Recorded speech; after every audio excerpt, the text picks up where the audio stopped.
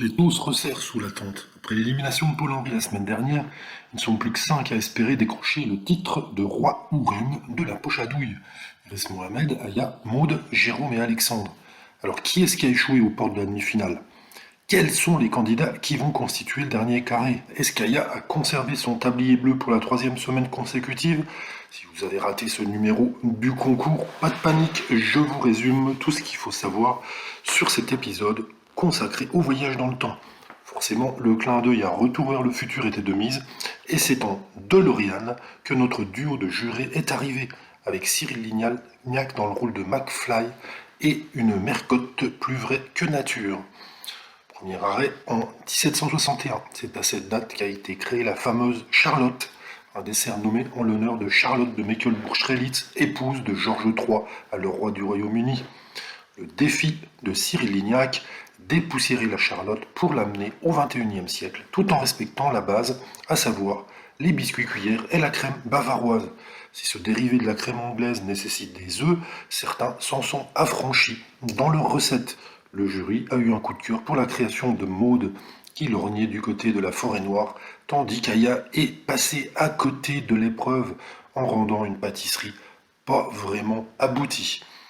Pour son épreuve technique, Mercotte a puisé dans la saison 3 pour demander aux candidats de réaliser une religieuse à l'ancienne, une pyramide composée de 26 éclairs répartis sur 3 étages, garnis de crème pâtissière à la vanille ou au chocolat à la fraise, en alternance, et assemblés grâce à du caramel.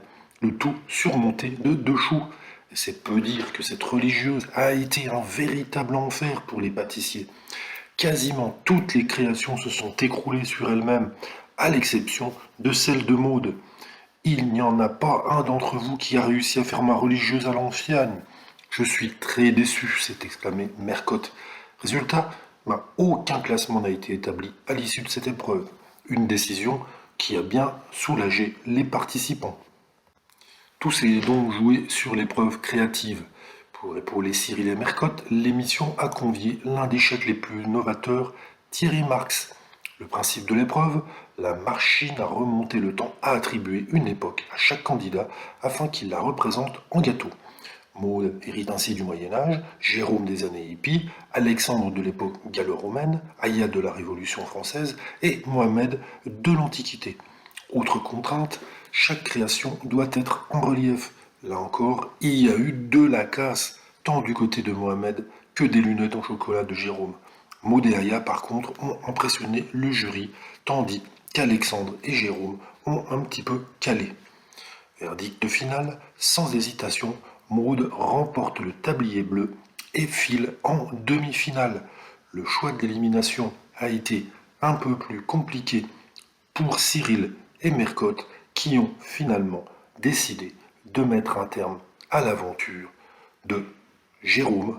Pauvre Jérôme, l'aventure s'arrête là pour lui, il ne continue pas et c'est tant pis, mais il a bien